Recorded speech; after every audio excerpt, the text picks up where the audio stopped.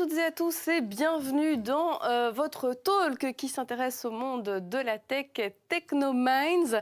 Alors aujourd'hui, nous allons parler défense 4.0 et voir comment la technologie transforme notre défense. Alors pour cela, 4 invités sur le plateau et en visio avec moi, 4 invités assez complémentaires. Alors on commence avec juste ici en face de moi, Igor Klapka, business coach défense chez Inity. On expliquera un peu plus ce qu'est Inity après, mais on peut dire de manière générale que c'est un acteur clé du rapprochement entre la défense belge et les startups technologiques. À ton côté, Alain Denève, chercheur, on va être précis, chercheur à l'Institut Royal Supérieur de la Défense, l'IRSD, où on travaille notamment sur l'innovation et les enjeux technologiques de la défense, on peut dire ça comme ça? En tout cas, à mon niveau. À ton niveau. Alors, juste à côté de moi, Vincent Magnier, le commandant de la base aérienne de Florennes, qui est au cœur de la transformation et de l'opérationnel au niveau de l'arrivée des F-35 et des drones MQ-9B. Et alors, en visio avec nous, je ne sais pas si on peut nous le mettre sur le plateau, qu'il soit présent. Voilà, Axel Tixon. Bonjour Axel. Alors, toi, tu es professeur d'histoire contemporaine à l'UNAMUR pour faire large, c'est ça?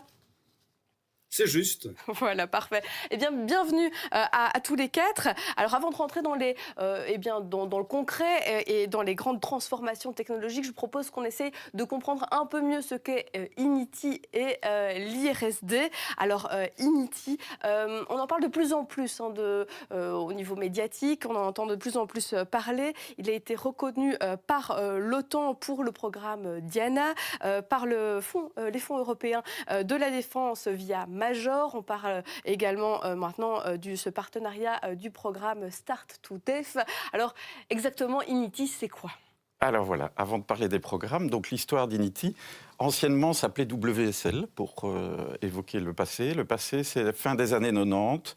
Le Centre spatial de Liège, l'Université de Liège et l'Université libre de Bruxelles se disent on a plein d'ingénieurs avec des potentiels de création d'activités commerciales et économiques.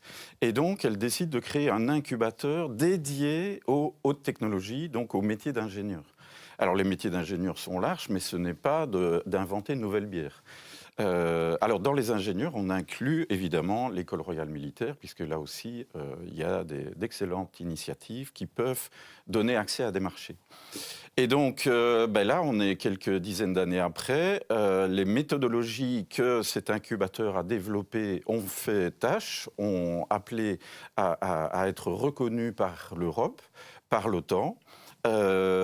Puisque c'était un des tout premiers incubateurs dans le domaine des sciences de l'ingénieur. Et donc c'est pourquoi l'OTAN est venu nous chercher comme partenaire dans le programme Diana. L'Europe a ensuite fait pareil quelques mois après à travers le programme E10.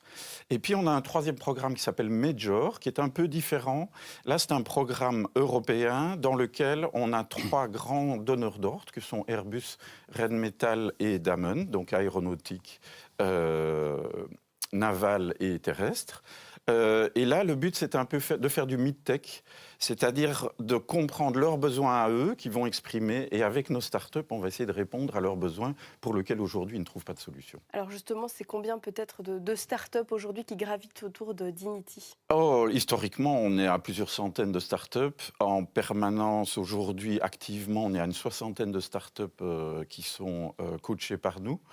La consolidation, je pense que l'année dernière, on était à plus de 200 millions d'euros de chiffre d'affaires sur l'ensemble des startups.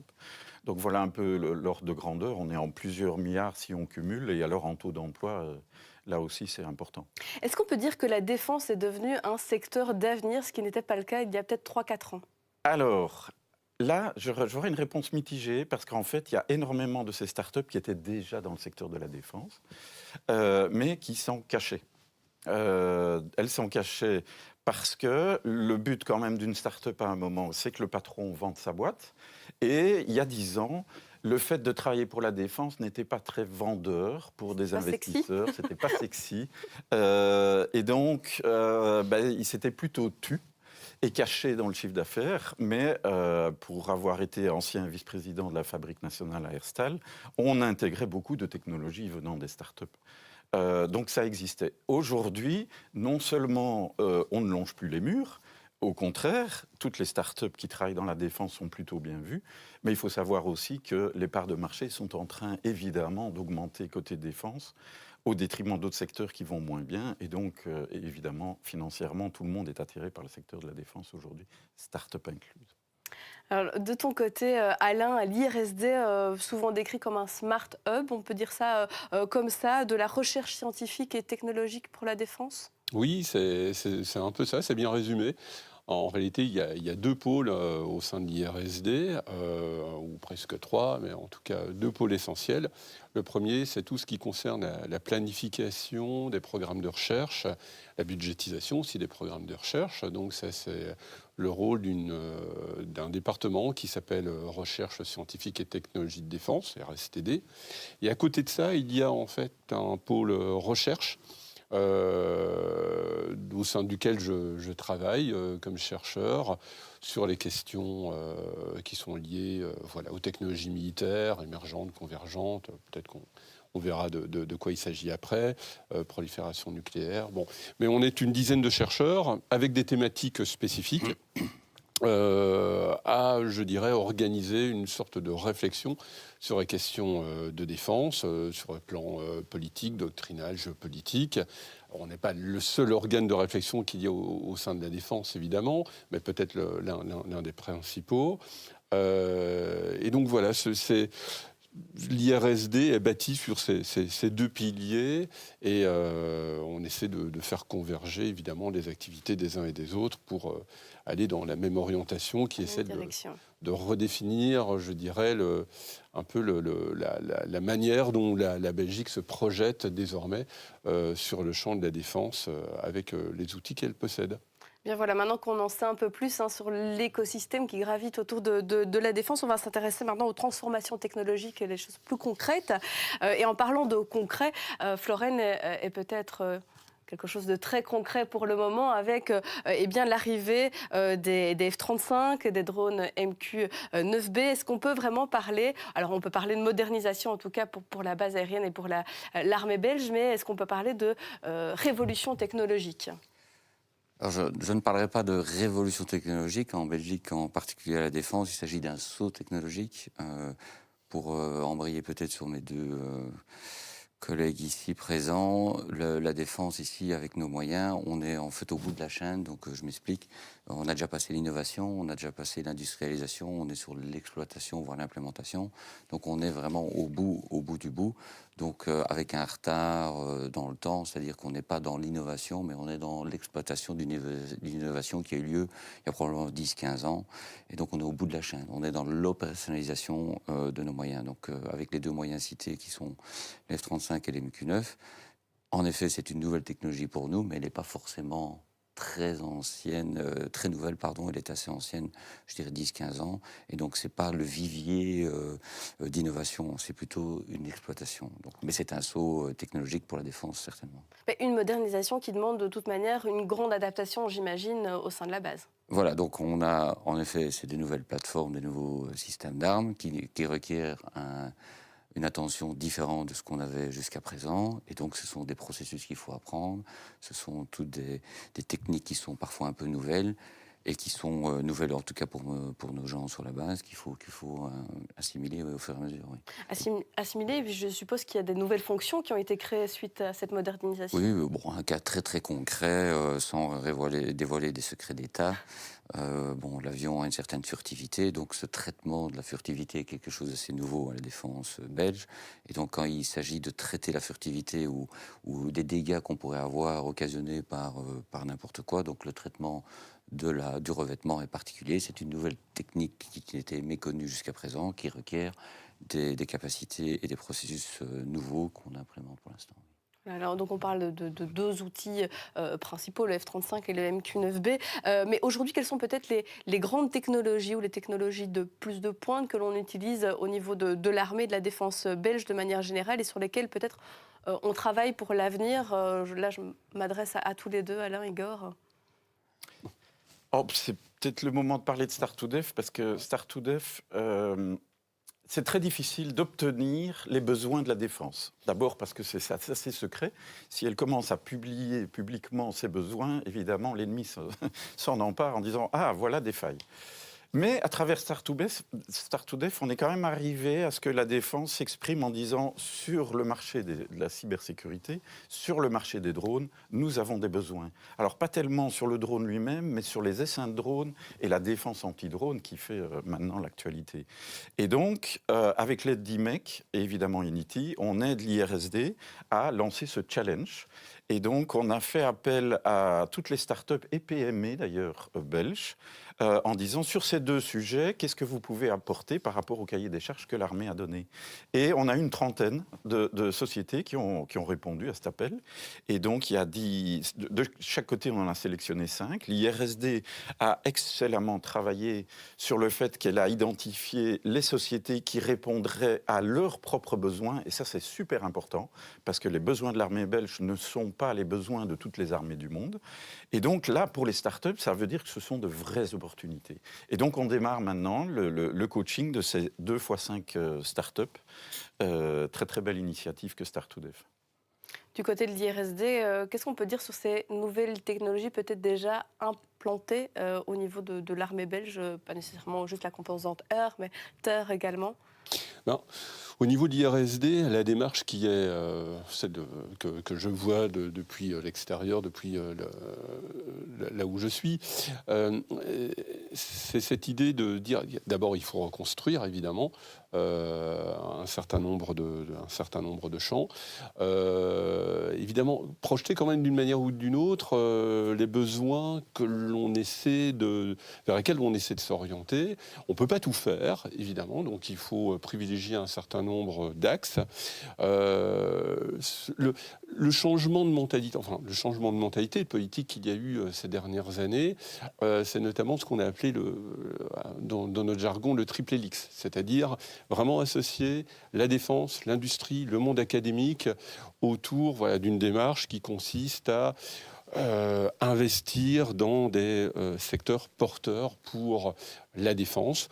Ce ne sont pas nécessairement des secteurs, je dirais, où il y a une activité proprement défense, mais rechercher des technologies qui existent ou qui peuvent exister pour essayer de voir comment ça peut donner lieu à la fois au développement d'une expertise, de moyens, etc. Donc c'est un processus quand même de long terme. Maintenant, il faut quand même, pour cela, il faut quand même déterminer des calendriers, des agendas. Il y a des planifications qui sont mises en place pour expliquer les choses un peu caricaturales, mais enfin bon, je dirais que comme ça donne un petit peu une idée. Et donc là, il y a eu quand même un changement d'état d'esprit dans la manière dont on approchait les choses. Parce que c'est vrai, j'admets totalement, il y a de ça 15 ans, 20 ans, les questions de recherche en matière de défense n'étaient pas du tout porteuses. Alors même qu'on avait déjà, je vais prendre peut-être l'exemple du secteur spatial, pourtant des entités, ce qu'on appelle maintenant des start-up ou petites moyennes entreprises qui avaient des technologies de niche. Donc ça a changé. Aujourd'hui, voilà, il y a une reconnaissance de ce qui existe et on essaie justement, la défense en tout cas, essaie avec ses moyens de porter cela avec l'ensemble des acteurs qui existent dans l'industrie. Au niveau de la société, de la population, quand on parle de nouvelles technologies, à l'heure actuelle, on pense automatiquement intelligence artificielle, je les mets au pluriel. Aujourd'hui, au niveau de la défense, de l'armée, est-ce que c'est quelque chose qu'on peut utiliser? Si oui, comment? Parce que j'imagine, l'intelligence artificielle n'est pas 100% fiable. Elle a pas mal de biais. Comment est-ce qu'on l'utilise? Est-ce qu'on l'utilise? Et si oui, à quel échelon? Allez, je démarre. Allez, démarre. Donc, je reviens aux joueurs d'échecs et aux joueurs de Go. Les algorithmes du joueur d'échecs, ils sont déterministes. On sait comment l'algorithme a raisonné. Sur le joueur de Go, on ne sait pas. En fait, l'IA, elle donne une réponse, elle se bat parfois mieux que n'importe qui d'autre, même que l'humain, mais on ne sait pas comment elle a fait. Et ça, c'est très dangereux, parce qu'arriver à une décision sans savoir comment a été le raisonnement, Il y a des applications, et notamment dans le secteur de la défense, vous ne pouvez pas vous le permettre. Vous ne pouvez pas faire des robots tueurs en disant l'IA va tout gérer. Oui, donc, au niveau opérationnel, c'est juste impossible de penser comme ça. Ouais, l'implémentation de nouvelles technologies, c'est très tentant d'aller chercher les algorithmes ou de l'IA pour faciliter les processus, mais quand il s'agit de la défense et de l'emploi de la force, donc il s'agit quand même d'une capacité quand même importante et quand même non négligeable. Ça doit être encadré, réfléchi, et il s'agit quand même toujours d'une démocratie, donc ça doit être, il y a une éthique dedans, il y a également un contrôle particulier qui est nécessaire par rapport à l'emploi de la force. Donc c'est quand même un secteur particulier qui nécessite d'être prudent, et donc même s'il y a un enthousiasme technologique ambiant sur toutes ces nouvelles technologies, avant une implémentation, une opérationnalisation, il y a tout un processus de validation qui a lieu et surtout un contrôle qui s'assure que les processus soient contrôlés. Donc, je le rappelle, l'employé de la force, c'est pas anodin. Et donc, une démocratie qui décide d'employer de la force doit le faire de façon très raisonnée et très contrôlée. Ce qui est pour l'instant compliqué. Donc, on parlait des robots tueurs qui sont des mots un peu d'annonce, un peu médiatiques. Il y a partiellement des algorithmes qui fonctionnent dans un tas d'outils militaires. Est-ce qu'on est déjà dans l'intelligence artificielle ? Pas forcément, et donc il y a plusieurs gradations. Je ne suis pas un grand spécialiste d'intelligence artificielle, mais c'est pas tout ou rien. Donc ça va arriver par parcimonie, en s'assurant du contrôle, que ça soit démocratique ou même du contrôle militaire, pour s'assurer que tout soit sous contrôle en général. J'imagine que c'est ce qu'on étudie pour le moment aussi à l'IRSD. Oui, alors je dirais que d'une manière globale, en fait, l'un des secteurs dans lesquels, par exemple, on parle notamment du rôle ou de la place de l'IA, mais il faut encore savoir ce que l'on entend par intelligence artificielle, parce qu'il y a des intelligences artificielles, des niveaux d'intelligence artificielle, et ceux-là même qui travaillent dans l'intelligence artificielle n'aiment pas trop l'expression. Bon, ça c'est petit aparté. L'un des secteurs dans lequel effectivement il y a un avenir qui semble porteur, mais il faut être méfiant, c'est l'aide à la décision. Pourquoi ? Parce que, comme mon voisin l'a rappelé, le problème, c'est la boîte noire. C'est-à-dire qu'une IA va fonctionner avec ce qu'on appelle des processus asémantiques. C'est-à-dire le raisonnement, enfin, le processus qui va faire que l'IA, à partir de certains inputs, va dégager un certain nombre d'outputs, il ne correspond pas du tout à la manière dont nous réfléchissons, nous, êtres humains. Et donc, à partir de ce moment, il y a un problème sur l'interprétabilité et surtout sur le processus qui a conduit. Voilà. Donc, même dans le domaine de l'aide à la décision, lorsqu'on écoute un peu les débats qui ont lieu, etc., il y a quand même une relative méfiance. Maintenant, ça ne veut pas dire qu'il faut être, par définition, méfiant sur l'intelligence artificielle. Mais si je peux venir sur la décision, ça paraît aussi, ça fait peur, c'est-à-dire qu'on aura besoin de ça pour décider. Il y a des dégradations, donc ce qui va arriver très vite en IA dans la défense, c'est une aide au travail, donc pas à la décision. Je m'explique.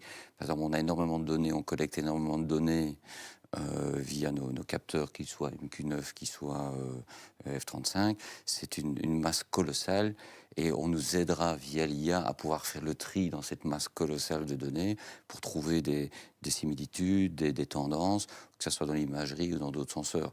Donc, très concrètement, il est plus facile, on gagne plus de temps à mettre une image, peu importe de quel senseur, pour l'analyser, qui se basera sur son expérience, sur le passé, sur d'autres images à d'autres temps, pour identifier une tendance qui sera proposée à l'analyste, qui gagnera un temps fou et qui dira en effet, ça j'avais pas vu cette tendance, et qui validera la tendance pour une analyse et après la préciser. Et donc on accélérera probablement cette analyse. Et là c'est concrètement, je pense, à très court terme, quelque chose qui aidera, et donc in fine peut-être aide à la décision, mais pas directement, de façon indirecte, qui accélérera les processus. Et là c'est déjà mature, puisqu'on n'est pas sur l'emploi de la force directement, on est sur des analyses de données qui permettront par après d'évoluer dans les décisions. Donc on est très loin du robot automatique et autonome. Robot tueur. En fait, traitement d'image, c'est comme en radiographie médicale. On fait des améliorations sur la détection du cancer grâce au traitement d'image en imagerie médicale. C'est pareil dans la défense. Vous avez des engins qui sont camouflés à l'oreille d'un bois. L'être humain ne le détecte pas, que l'IA va le voir. Et donc, c'est de l'aide à la détection. C'est ça. Et ensuite, l'humain est toujours dans la boucle. Voilà. En termes peut-être de technologies qui sont utilisées, peut-être pas connues du grand public comme ça, qu'est-ce qu'on peut citer peut-être? Pas nécessairement d'un point de vue opérationnel, hein, mais peut-être même au niveau traitement, voilà, on parlait l'analyse de données, mais est-ce qu'il y a des technologies Il y, comme il y en a ça beaucoup. Une que j'aime beaucoup, c'est le health monitoring. Donc, c'est le fait que la structure elle-même dit quand elle a eu un défaut. Et c'est de plus en plus d'actualité sur les drones, parce qu'un drone, c'est un engin qui évolue tout seul, il n'y a pas de pilote à bord. Quand un pilote, quand il se prend une balle dans une aile, il peut se retourner et voir l'ampleur des dégâts. Sur un drone, on ne sait pas. Et donc, le health monitoring, c'est justement, la pièce elle-même va dire « Ah, mon dommage, il est d'autant », elle écrit les critiques ou il ne l'est pas. Donc ça, il y a beaucoup d'initiatives de start-up pour avoir des matériaux intelligents ou de l'algorithmique intelligente pour détecter ça. Ça, c'est un exemple. Alors, une petite question que tout le monde se pose pour Oui. le moment. Oui. Comment, avec ces technologies, ne sommes-nous pas capables de gérer autrement l'incursion de drones sur notre territoire? Où est-ce que ça pêche exactement? Équipement, préparation, légifération? Je pose la question que tout le monde se pose et tout le monde... Quelle Voilà. question on se pose Mais comment ne gère-t-on pas différemment? Tout le monde se dit c'est simple, il suffit de les abattre, mais ce n'est pas aussi simple. Et donc... Non, bon, après, vous savez, quand vous avez une incursion, qu'elle soit de drone ou de n'importe quoi, la première méthode, c'est de détecter d'abord ce qui se passe, puis identifier le problème ou la potentielle menace, et puis réagir. Et donc, il faut des technologies de matériel dans les 3 domaines, qui soient la détection, l'identification et la réaction. Ce sont du matériel qui existe, on en a aussi partiellement dans les 3 domaines, et donc on le met en œuvre dans ces 3 domaines-là. Alors, bien entendu, que la détection doit être constamment améliorée, l'identification doit être améliorée et la neutralisation ou l'action doit être améliorée, puisque c'est dans les opérations militaires, c'est toujours des mesures contre mesures, donc c'est toujours une escalade ou une succession de mesures contre mesures pour contourner les nouvelles mesures, etc. Et donc un exemple très concret, sans dévoiler des grands secrets, donc les drones classiques sont souvent commandés à distance par un faisceau hertzien, donc par une commande, un peu une télécommande si vous voulez. Et donc beaucoup de gens ont compris que ces signaux étaient exploitables, et donc ils passent par des autonomies plutôt GPS ou par un système de réseau GSM pour pouvoir commander leurs drones et être moins... tout ça a été bien entendu anticipé, et donc voilà, c'est un exemple qu'on trouvait essentiellement avant, maintenant qu'on voit plus en plus de drones qui sont commandés comme ça, et c'est souvent en plus des drones malveillants, parce que le drone classique, je veux dire, pas le jouet, mais qui sert aux commandes mortels, lui n'est pas malveillant et il a d'autres finalités, mais le drone malveillant va essayer de contourner notre système de détection. Donc c'est une succession de détection, identification et d'action qui constamment doivent être mis au niveau par rapport à l'évolution d'un adversaire potentiel. Alors Axel, là, je vais m'adresser à toi. Après des décennies de paix en Europe, on peut dire ça comme ça, est-ce qu'on peut dire par contre que la Belgique semblait s'être progressivement laissée aller une certaine forme de désengagement militaire, une période de repli, de désinvestissement? Est-ce qu'on peut dire ça? Je pense que le militaire qui est sur le plateau ne dira pas le contraire, mais il suffit de regarder les budgets militaires de la Belgique depuis un certain nombre d'années et de voir que ce n'était plus un secteur dans lequel il fallait investir. Et c'était plutôt un domaine où il y avait des économies à réaliser. Il a fallu, et là c'est assez clair, il a fallu un retour de la menace, des menaces, on peut dire, de type militaire relativement traditionnel pour avoir à nouveau une attention aux questions, je vais dire, de contingent et aux questions de matériel pour que les choses changent. Mais certainement, le bouclier de l'OTAN, le bouclier des relations diplomatiques, je vais dire, apaisées, surtout après la chute du rideau de fer, ont pu faire croire qu'en Belgique, on n'aurait peut-être plus besoin d'armée. Aujourd'hui, Aujourd'hui, la situation actuelle fait qu'on repense les choses différemment. On sent que depuis quelques années, il y a vraiment une politique qui est tout autre par rapport aux investissements qu'on fait au niveau de la défense également. Ça n'a plus rien à voir. Le contexte aujourd'hui montre que la sécurité du pays et donc des habitants est redevenue un élément de première ampleur, alors que l'on considérait que c'était assuré. Assuré par d'autres, mais assuré. Est-ce qu'on a trop désinvesti ces dernières années pour être opérationnel d'un point de vue même technologique aujourd'hui? Je ne peux qu'aller dans le sens de ce qui vient d'être dit. Donc, oui, c'est pas une surprise. La Belgique est quand même était très en retard par rapport à ses partenaires européens ou de l'OTAN. Et donc, oui, il est évident que moi, je suis arrivé sur F-16 dans les années 90 et on sentait déjà un certain déclin qui s'était surtout marqué pas tellement par un déclin technologique, en tout cas dans ce qui me concerne, mais plutôt un déclin en termes de volume. Donc, on oublie, ici on parle beaucoup de technologie, mais on oublie que ce qui est important, c'est de pouvoir assurer de la masse et du volume. Et donc, il y a l'équilibre entre la haute technologie, la masse ou les deux. Et donc, il y a cet équilibre à trouver. Et donc, il est bien d'avoir des moyens très technologiques et peut-être très coûteux, mais ils ne sont pas forcément utiles s'ils sont en très petit nombre par rapport à ce qu'ils représentent. Donc, en effet, on a vu cette évolution. Ici, moi, je suis au bout de la chaîne, donc pour l'instant, les décisions sont prises, mais les décisions qui ont été prises il y a 2 ans, 3 ans ne sont pas encore un effet direct, à part des budgets qui sont libérés à très court terme pour d'autres secteurs comme l'infrastructure ou peut-être certaines activités de ressources humaines.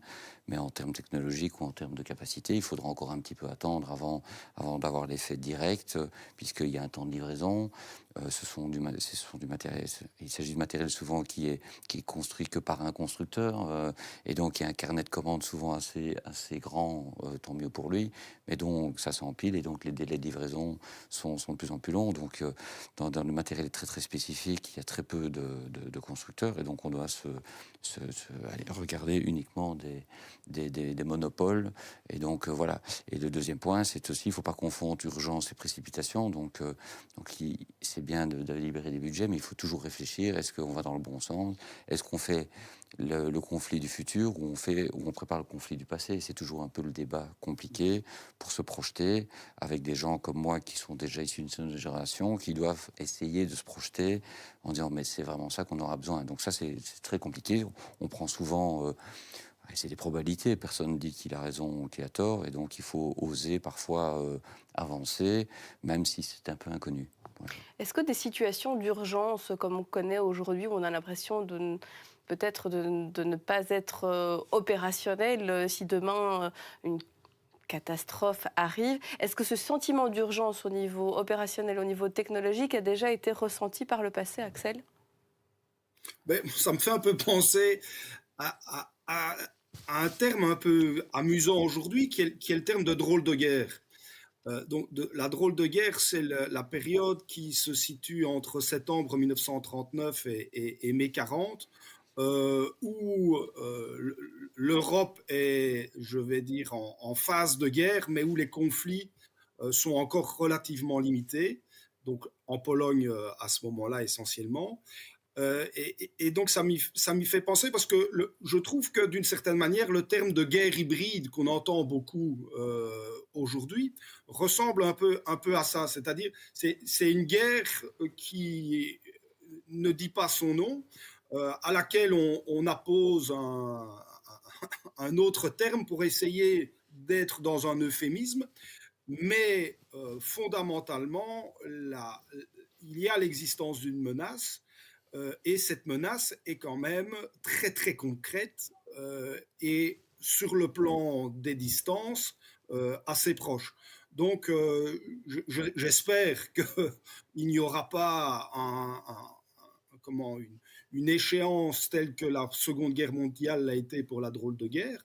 Mais je trouve que l'urgence dans laquelle, par exemple, la Belgique, l'État belge, se précipite dans une série d'investissements financiers et autres, me fait penser à l'attitude qui a été celle de l'État belge aussi, après 1936, quand l'État belge a choisi de reprendre la main sur sa défense, c'est-à-dire d'être à nouveau indépendante et de ne plus dépendre de la France, de la Grande-Bretagne, etc., et de rappeler sa neutralité. Ça a été fait dans l'urgence.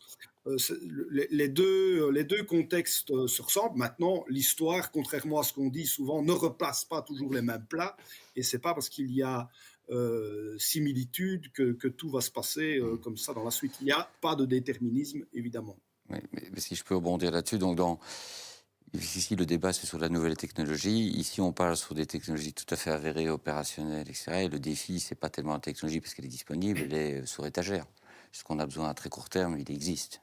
Le défi, c'est de pouvoir se le procurer rapidement et de l'implémenter rapidement. Et donc, avec une mouvance où tout le monde veut le même matériel au même moment, et tout le monde a le même problème de personnel pour pouvoir l'absorber, etc. Donc, ici, dans le débat aujourd'hui, et surtout les nouvelles technologies qui vont influencer les opérations militaires dans 5-10 ans. Et donc, on est sur une autre ligne de temps. Donc, nous, on a plutôt un défi d'urgence pour acquérir du matériel rapidement, qui n'est pas forcément disponible tout de suite, et de pouvoir disposer de gens qui puissent l'opérer et le contrôler de façon efficace. Et ça, c'est le défi à très court terme dans les 2 ans, 3 ans à venir, qui est un défi différent que d'implémenter des nouvelles technologies et des nouvelles innovations qui viendront dans un temps beaucoup plus long et qui aideront alors à ce moment-là à assurer la capacité militaire. Justement, ça fait le lien avec ma prochaine question. Est-ce qu'on peut dire qu'un rapprochement rapide entre start-up technologique et défense qui n'existait pas spécialement comme c'est le cas aujourd'hui, donc avant, est devenu indispensable aujourd'hui pour la défense de demain ? On l'a bien exprimé, c'est ce problème de yin et de yang entre les startups, les PME qui ont leur fragilité mais qui ont leur agilité, et les grosses sociétés qui sont bien moins agiles mais pour lesquelles les priorités aujourd'hui sont capacitaires. Quand Julien Compère à la FN doit tripler sa capacité de production, c'est indicateur. Quand Alain Quévrin à Thales est devant l'enjeu d'augmenter ses capacités de production, toutes ces priorités sont là. Elles ne sont pas tellement sur l'innovation. C'est trop tard pour faire de l'innovation sur les prises de commandes qu'ils ont aujourd'hui. On ne peut pas faire marche arrière et dire stop, on arrête tout et on intègre de la nouvelle technologie. Donc c'est là où c'est compliqué pour les startups de trouver leur positionnement. Donc il y a des initiatives Start2Dev. Il y a aussi le fait que le donneur d'ordre n'est pas le client final. Le client final, c'est l'armée, mais l'armée, elle achète un système. Et quand une start-up a développé un petit capteur pour une caméra qui est révolutionnaire, qui fait mieux que tout le monde, elle ne va pas frapper à la porte de l'armée. L'armée va dire c'est bien, mais allez voir plutôt la FN, Thales ou John Cockerill et voyez si eux peuvent mettre ça et nous on le mettra dans le cahier des charges pour vous aider. Mais donc il y a cette approche triangulaire qui est un peu compliquée. Les programmes sont longs, de longue durée. Et démarrer un nouveau programme, voilà, passer du F-16 au F-35, ça prend du temps. Et si vous ne détectez pas comme start-up l'opportunité d'être dans ce programme-là, parfois vous devez attendre 20 ans le prochain train. C'est long, ça. C'est long. Et justement, historiquement, Axel, je ne sais pas si tu nous entends toujours. Y a-t-il eu des périodes où le civil et le militaire travaillaient aussi étroitement ensemble ? Ou est-ce qu'on est sur quelque chose de nouveau ? Dans quelle partie ? Mais les conflits du XXe siècle ont engendré cette relation nouvelle entre l'ensemble des secteurs et la défense. C'est-à-dire qu'à partir du moment où on va avoir ces conflits qu'on va appeler à juste titre des conflits de guerre totale, tous les secteurs sont concernés et on n'a pas parlé de tous les aspects de blocage économique, de brouillage de renseignements, etc., qui sont aussi des éléments de plus en plus importants dans les conflits.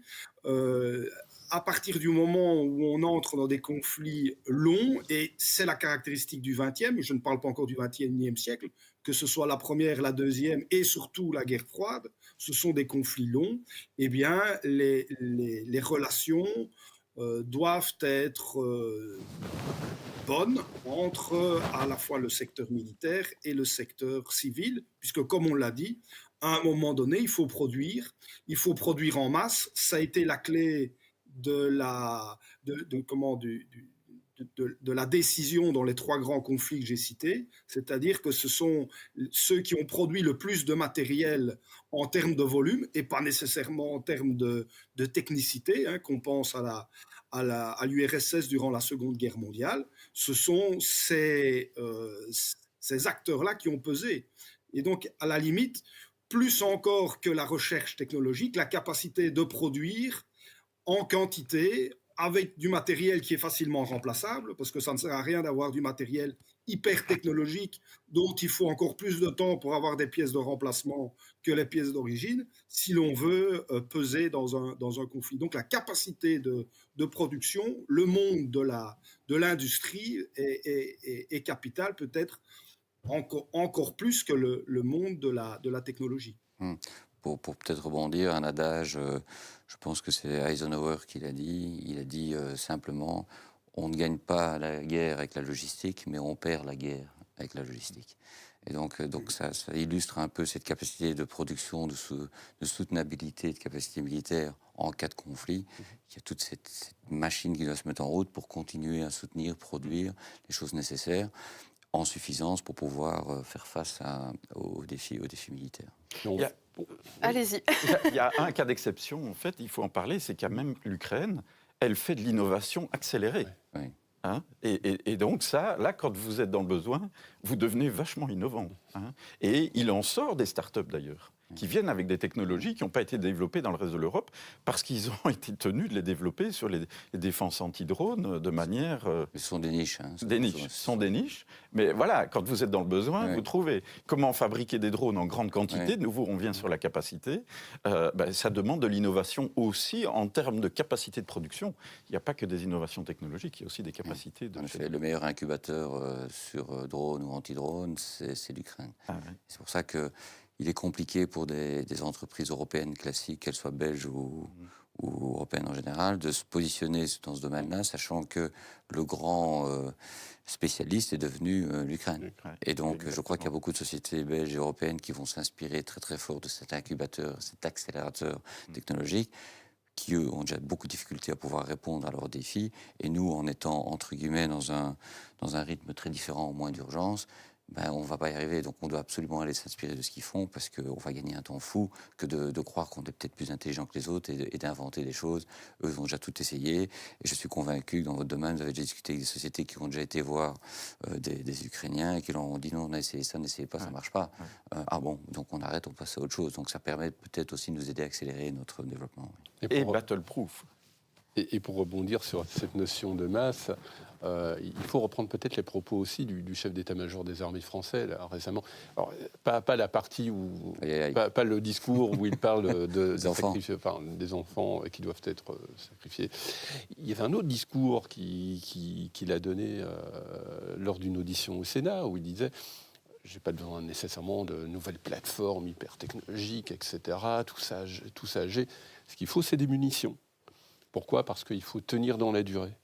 Et lorsque l'on parle effectivement en matière d'armement, de technologie de défense, il faut toujours se rendre compte que derrière, il faut associer ces plateformes, etc., avec des munitions, des capacités de tenir dans la durée au moment d'un combat. Et c'est ça toute la problématique aujourd'hui aussi à l'échelle européenne. Et on n'est pas les seuls à avoir besoin de ça. On doit en même temps fournir ce que l'on peut fournir à l'Ukraine pour appuyer sa résistance face à la Russie. En même temps, refaire le stock nous-mêmes et donc créer cet effet de masse. Donc voilà, on voit que l'équation est plus complexe. Et alors, les Français ont toujours l'art de la formule. Et c'est vrai, je trouve, on parle de conflits à haute intensité, mais il rappelle, virgule, et de longue intensité.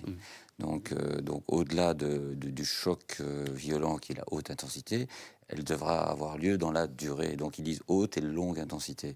Nous, on croit toujours qu'on va résoudre des problèmes majeurs en peu de temps, parce que on a peut-être parfois un peu l'arrogance de croire qu'on est plus fort, plus mieux équipé, qu'on va régler le problème en 2-3 semaines. Et eux préviennent, et très justement, que ça n'existe pas, un conflit qu'on résout en 2-3 semaines. Il n'y a que Trump qui y croit, ça. Voilà, et qu'il faut donc le gérer à la fois dans l'intensité, dans son haute intensité, mais aussi dans la durée, dans la longueur. Et c'est là tout le défi de la masse, de ce qu'on disait en ligne aussi, la capacité de soutenir, et qu'elle n'est pas uniquement militaire, c'est toute une société, toute une économie qui doit se mettre alors au profit de l'effort qu'on appellera alors malheureusement de guerre, pour s'assurer qu'on, dans la durée. Et tous les belligérants passés dans les conflits qui ont été cités ont toujours perdu quand la soutenabilité fait défaut. Donc l'armée allemande s'est arrêtée, pas parce qu'elle était mauvaise, c'est parce qu'ils ne savaient plus produire, ils ne savaient plus donner du carburant. En Première Guerre mondiale, c'était la même chose. Donc tous les conflits majeurs se perdent à cause de cette incapacité à maintenir. À fournir. Et donc, on le voit en Ukraine et en Russie, c'est un peu la même chose, c'est que qui va craquer le premier par rapport à la capacité de soutenabilité. La technologie est équivalente parfois des deux côtés, et à un moment, c'est juste une question de temps dans la soutenabilité. Alors, on parle de technologie, de nouvelle technologie, il y a aussi des risques liés à cette nouvelle technologie, même si elle apporte peut-être beaucoup peut-être parfois de facilité sur le terrain, etc. Mais en termes de dépendance technologique, en termes de cybersécurité, de souveraineté, il y a quand même des questions qui se posent. J'imagine que c'est quelque chose auquel on fait attention. Oui, surtout pour les startups qui démarrent leurs produits, parce qu'il y a tous les aspects normatifs, et même si elles font du dual use, il n'y a rien à faire, les certifications sont un peu... Dual use, on réexplique vite fait. Donc dual use, c'est de dire j'ai un produit ou une technologie, un savoir-faire qui est applicable dans le civil. On parle de véhicules autonomes, c'est tout à fait applicable dans le civil, il y a de la recherche là-dessus. Et puis, on s'en sert aussi pour répondre à des besoins militaires. Donc ça, c'est le dual use. Mais il n'y a rien à faire. Les certifications, les normes sont un peu différentes. Dans le militaire, vous allez retrouver les mêmes normes, mais avec quelques différences. Donc ça veut dire réinvestir dans des requalifications pour pouvoir avoir les certificats qui vont vous permettre de vendre dans le militaire. Il y aura des accents un peu plus poussés sur la compatibilité électromagnétique, par exemple, ou pour les problèmes de tenue en température, parce que sur les champs de bataille, ça va de moins 40 à plus 70. Mais tout ça, ce sont des contraintes, mais le plus important, c'est la souveraineté. Et la souveraineté dans deux axes. D'abord, évitons d'être dépendants de puces chinoises, parce qu'on ne sait pas où ça va nous mener. Et alors, évitons aussi d'être dépendants de technologies américaines ou israéliennes. Américaines, pourquoi ? Si vous embarquez une puce américaine dédiée à la défense, à chaque fois que vous voulez vendre votre produit, vous allez demander l'autorisation du Pentagone. Et ça, ces derniers mois, ces dernières années ont montré qu'on aurait quand même intérêt en Europe à se sentir un peu plus autonome. Plus indépendant par rapport à tout ça. Mais c'est pas propre aux technologies américaines. Si vous pouvez intégrer du matériel allemand ou même anglais, vous avez la même démarche. Lors de la vente, vous devez aussi demander aux Anglais et aux Allemands si vous pouvez vendre votre matériel. Donc en effet, aujourd'hui, on observe les États-Unis avec cette imprévisibilité. Mais cette façon de faire, d'intégrer des technologies étrangères dans le matériel national existe déjà avec d'autres pays et qui requiert aussi des autorisations en cas de vente. Un autre exemple, je pense que la Turquie a émis le souhait d'acheter des avions européens Eurofighter. Et au début, certains pays du consortium européen n'étaient pas d'accord, donc on n'arrivait pas à les vendre. Donc là, ce n'est pas du tout un produit américain. Donc c'est un processus qui existe, qui est un processus de contrôle de l'armement classique que tout le monde met en place de façon européenne ou mondiale. Ça pose la question de la collaboration européenne, d'ailleurs. Bien sûr, mais je veux dire, c'est pas nouveau. Bon, ici, c'est mis en avant parce qu'on a à Washington une personne qui paraît imprévisible, et donc ça nous pose un peu question. Mais on aurait quelqu'un d'imprévisible en Allemagne, on aurait le même réflexe. Alors, avant de conclure, il y a une autre thématique que j'aimerais bien aborder, c'est celle plutôt du regain d'intérêt peut-être de la société pour la défense, au vu de la situation des menaces hybrides, de la médiatisation aussi, de ces nouvelles technologies, de l'arrivée des F-35, des MQ-9B. Axel, historiquement, les crises ont souvent rapproché peut-être la société de ses forces armées. Est-ce que celle-ci est pareille ? Mais, moi, je note à mon échelle, ici à l'université, dans des matières qui sont pas spécifiquement liées à l'armée, mais en histoire, moi, je remarque un regain d'intérêt pour les questions d'histoire militaire. par exemple sur la Seconde Guerre mondiale et ses aspects strictement liés au conflit et au combat, pas seulement les impacts sociaux ou culturels. Et ça, c'était quand même moins présent quand j'ai commencé ici à l'université, il y a 20 ans, où c'était un peu comme on l'a dit tout à l'heure, on ne parle pas de ça, c'est pas un sujet d'histoire, c'est pas intéressant, c'est l'histoire bataille, ça n'intéresse plus que les anciens combattants, c'est pas très L'aspect porteur. stratégique est beaucoup plus intéressant. Enfin, on y marque beaucoup C'est plus des d'intérêt. questions qui intéressent la jeunesse. Ok. Du point de vue de la défense, Oui. est-ce qu'on ressent ça aussi, Oui. qu'il y a plus d'intérêt depuis la crise ou depuis un peu plus cette médiatisation autour de la défense? Je pense qu'il y a une prise de conscience de la société en général et des jeunes en particulier sur les défis futurs et on le voit dans le recrutement qu'on recrute bien de façon générale. On a des difficultés dans certains secteurs de recrutement, mais le chef de la défense l'a encore rappelé récemment, je pense, dans une intervention au Parlement, où il avait, entre guillemets, le luxe d'avoir sur certains postes 4 candidats pour un poste, qui fait envier la grande majorité des sociétés qui n'ont pas ce luxe. Donc ça veut dire qu'il y a quand même un certain regain de la jeunesse et de la société sur les défis de défense, qui comprennent bien qu'il va falloir faire quelque chose.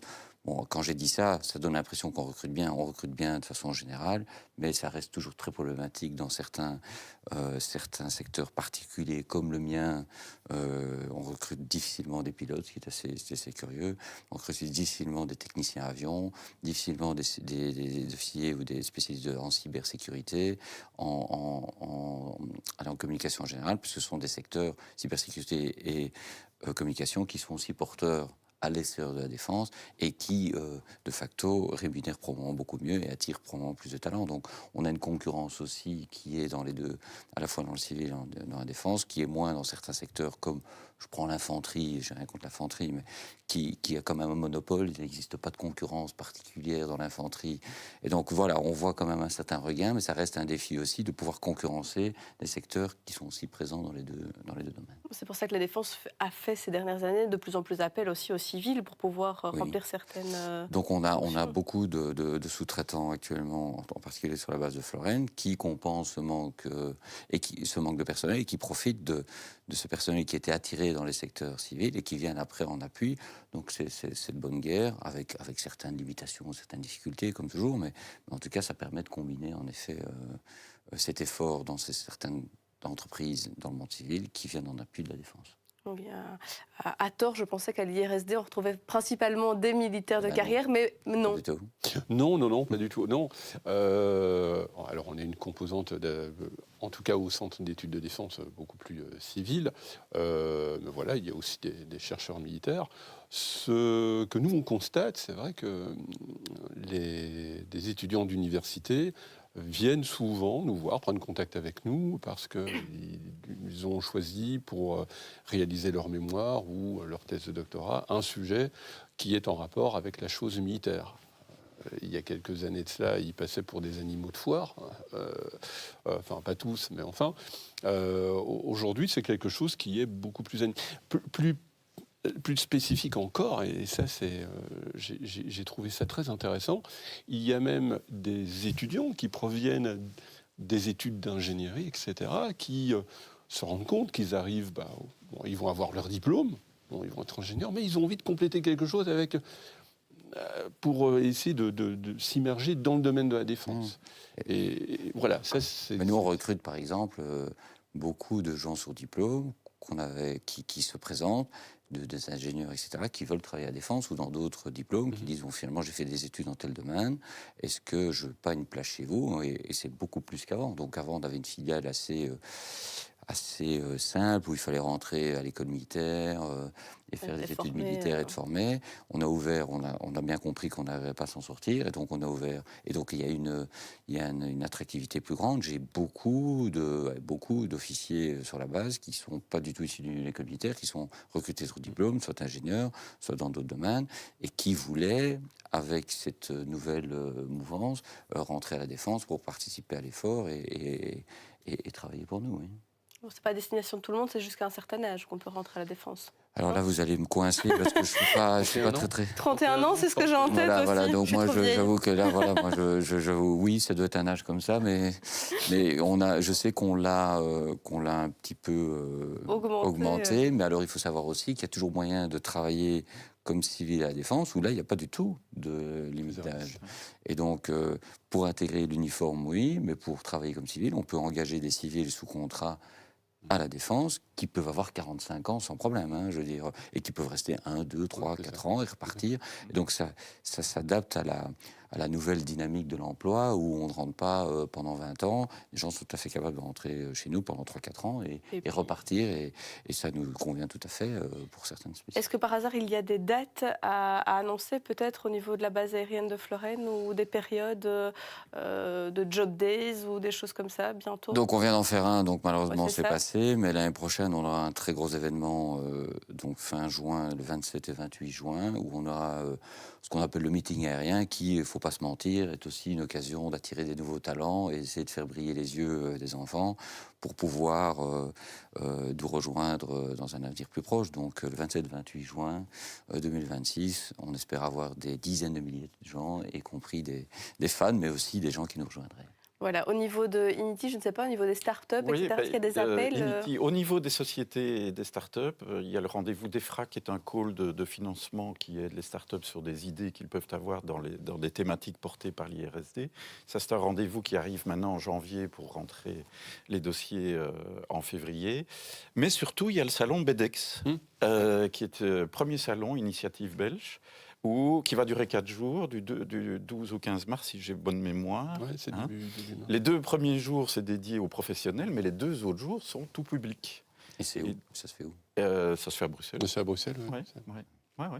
Eh bien voilà, les rendez-vous sont donnés comme ça, si certaines... Ah, Si je peux Axel, me permettre, oui, pour l'anecdote, vous dire qu'en septembre dernier, j'ai un étudiant, un mémorand, qui a terminé son master en histoire en faisant un mémoire sur l'histoire de l'aviation belge, et qui partait ensuite poursuivre son instruction comme pilote dans l'armée belge. Ça fait naître une vocation.